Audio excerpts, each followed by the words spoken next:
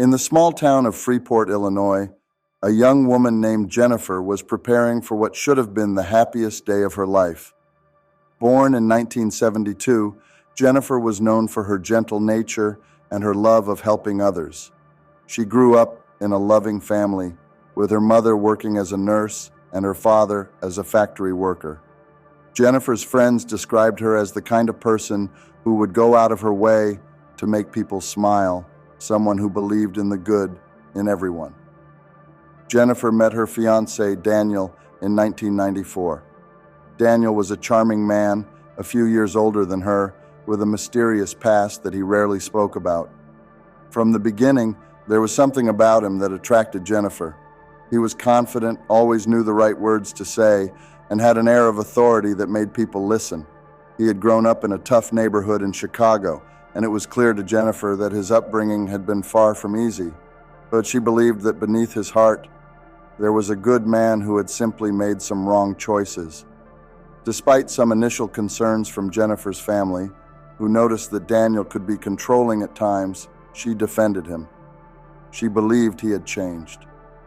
Jennifer thought that once they were married, things would settle down and he would leave his troubled past behind for good. She saw herself as someone who could save him, someone who could help him become the man she knew he wanted to be. By 1996, just 2 years after they met, Daniel proposed. Jennifer's family, though still hesitant, supported her decision. After all, Jennifer seemed happy, and that was all they ever wanted for her. The wedding date was set for June 22, 1997, and the entire town of Freeport was looking forward to the big day. It was to be a beautiful ceremony, held at the local church with friends and family gathering to celebrate the wedding. The wedding was a close-knit ceremony, and the entire town of Freeport was looking forward to the big day. Jennifer and Daniel's union. But beneath the surface, things were not as perfect as they seemed. Daniel had been keeping secrets from Jennifer, hiding parts of his life that she had no idea about. Despite his promises to leave behind his old ways, Daniel had continued to engage in criminal activity.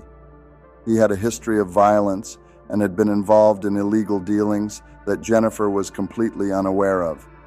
More than that, he was still involved with a woman from his past, someone Jennifer had never even heard of.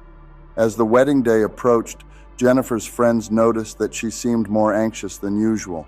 They chalked it up to pre-wedding jitters, not realizing that Jennifer had started to doubt some of the choices she had made.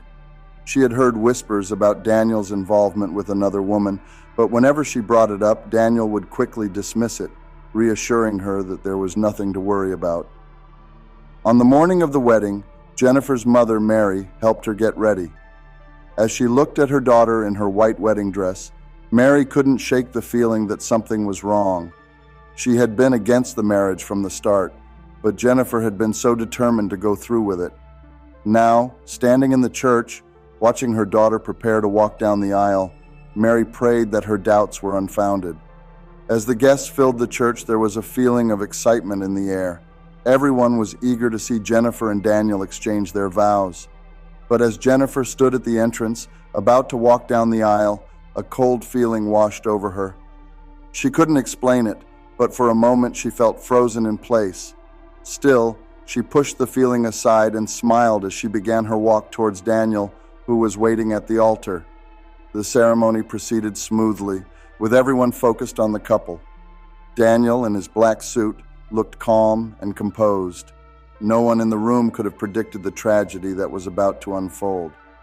As Jennifer reached the altar, she locked eyes with Daniel. For a brief moment, the world seemed to pause. The guests were smiling, the priest was ready, and Jennifer's family sat in the front row, watching with pride and emotion. She tried to convince herself that everything was going to be all right. She loved Daniel, and this was the beginning of their new life together. The priest began the ceremony. The couple exchanged their vows. Daniel's voice was steady, his words carefully chosen. He spoke of love, of loyalty, and of a future together. As he slipped the ring onto Jennifer's finger, she smiled softly, her earlier doubts fading away in the warmth of the moment. She believed him. She believed in their future, but as the ceremony neared its end, something shifted in Daniel's expression. It was subtle, but enough for Jennifer to notice. His face, once calm and loving, became distant, cold even. The guests didn't notice. Everything was moving too quickly. The priest asked Jennifer if she took Daniel to be her husband. She opened her mouth to say, "I do." But before the words could leave her lips, Daniel suddenly stepped back. Without warning, Daniel reached into his jacket. What happened next unfolded so quickly that no one could react in time. In a swift, violent motion, Daniel pulled out a knife. Before Jennifer could register what was happening, Daniel plunged the blade into her chest. A gasp of horror rippled through the church as Jennifer collapsed to the floor, clutching at the wound, her white dress quickly turning red with blood. The church erupted into chaos. Screams filled the air as guests leapt to their feet, rushing toward Jennifer. But it was too late. Jennifer's mother, Mary, was the first to reach her daughter. She knelt by Jennifer's side, her hands trembling as she pressed them to the wound, trying desperately to stop the bleeding. But the wound was too deep. Jennifer's wide eyes were filled with shock and confusion, unable to comprehend what had just happened. She had trusted Daniel. She had loved him. How could this be real? As Mary cried out for help, Daniel stood frozen for a moment, the bloodied knife still in his hand. He didn't try to help Jennifer, nor did he show any sign of regret. His cold eyes scanned the crowd as if he were disconnected from the chaos he had just caused. Then, without a word, he turned and fled the church. The guests were in complete shock, paralyzed by the horror they had just witnessed. For a moment, no one moved. Then a few men in the crowd ran after Daniel, but he had already disappeared into the streets outside the church. Panic spread through the crowd as people realized the unimaginable. Daniel had just murdered Jennifer, the woman he was supposed to spend the rest of his life with, in front of all their family and friends. As Jennifer lay dying on the floor of the church, surrounded by the people who loved her, there was nothing anyone could do. Her breathing became shallow, her eyes slowly losing focus. In her final moments, Jennifer's thoughts must have been racing, trying to understand why the man she trusted had betrayed her in such a brutal way. Within minutes, paramedics arrived, but it was too late. Jennifer died in her mother's arms, her life cut short on the very day she was supposed to begin her future with Daniel. The scene was one of unbearable grief. Jennifer's mother was inconsolable, her cries filling the now eerily silent church. Her father stood frozen, his face pale with shock. The guests, who had come to celebrate a wedding, were left with a memory that would haunt them forever. A day that was supposed to be filled with love and happiness had turned into one of the darkest moments the town of Freeport had ever seen. As word of the tragedy spread through the town, people struggled to make sense of what had happened. How could Daniel, the man who had promised to love and protect Jennifer, do something so unthinkable? Why had he carried out such a brutal act in front of everyone they knew? But, as investigators would soon uncover, the shocking events of that day were only the beginning of a dark and twisted story. In the hours following the murder, the town of Freeport was in a state of disbelief. How could something so horrifying have happened in broad daylight, in a place meant for love and unity? Local law enforcement immediately launched a manhunt but he had seemingly vanished without a trace. The entire community was left shaken, searching for answers. As the investigation progressed, the police began to unravel a darker side of Daniel's life, one that Jennifer had only caught glimpses of but never fully understood. While on the surface Daniel appeared to be a charming and reformed man, his past told a very different story. Daniel had grown up in one of Chicago's most crime-ridden neighborhoods, where survival often meant aligning with dangerous people. He became involved with criminal gangs at a young age, starting with petty crimes before escalating to more serious offenses.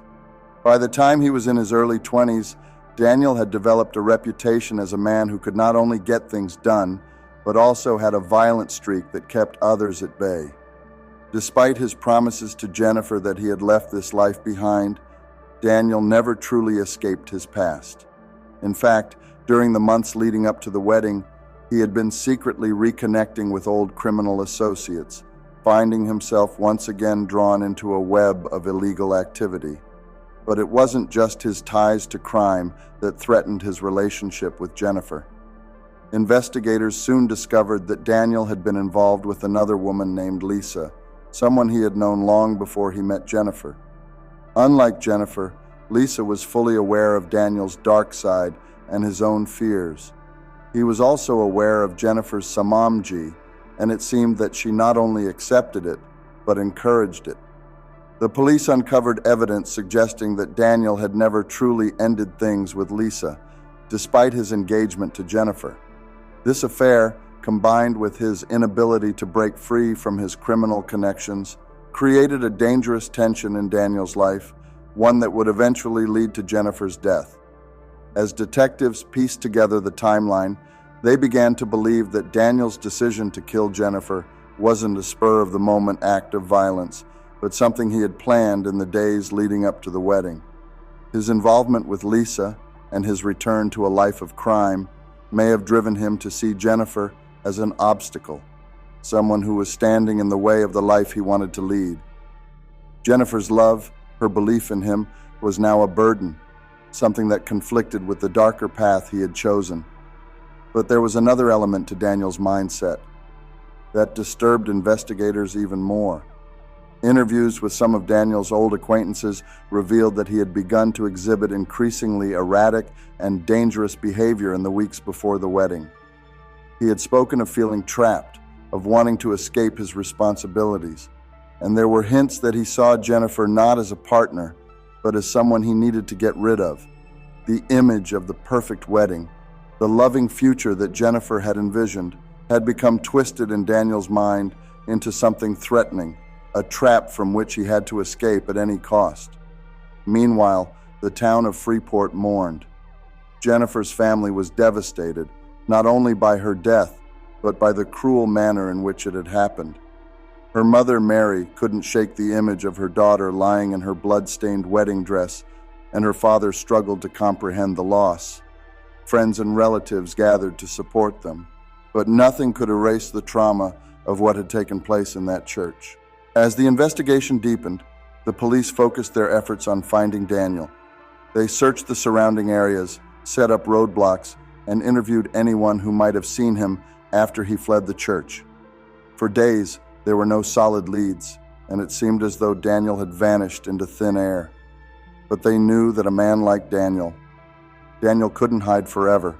He had too many connections, too many ties to his criminal past that could eventually lead to his downfall. Then, just when it seemed that the trail had gone cold, a breakthrough came. A tip from a truck driver passing through a nearby town suggested that Daniel had been spotted at a remote gas station, accompanied by a woman matching Lisa's description.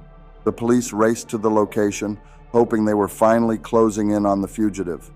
As they would soon learn, Daniel wasn't planning to go quietly.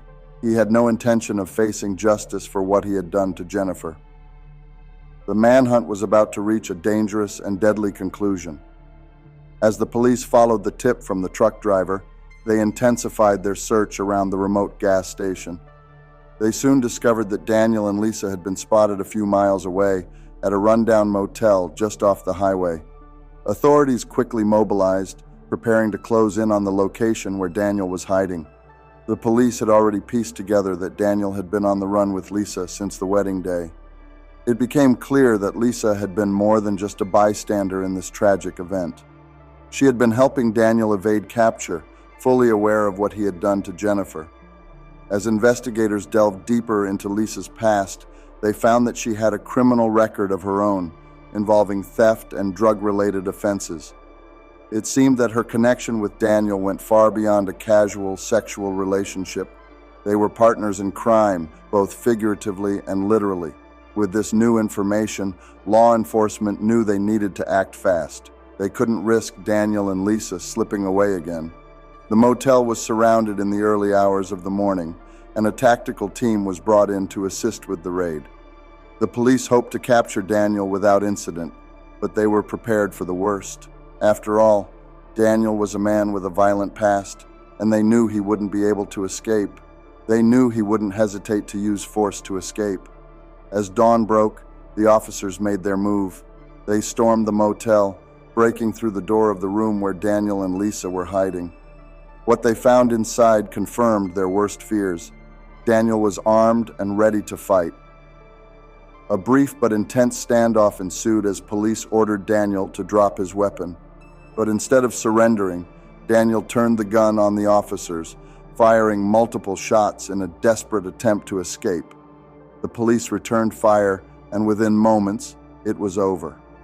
Daniel was fatally shot in the exchange, his life ending in the same violent way he had chosen to live it. Lisa, who had been standing by his side, was taken into custody without further resistance. As the dust settled, the motel room was eerily silent, the final chapter of Daniel's life having played out in a storm of gunfire and tragedy. For the people of Freeport, there was a bittersweet sense of closure.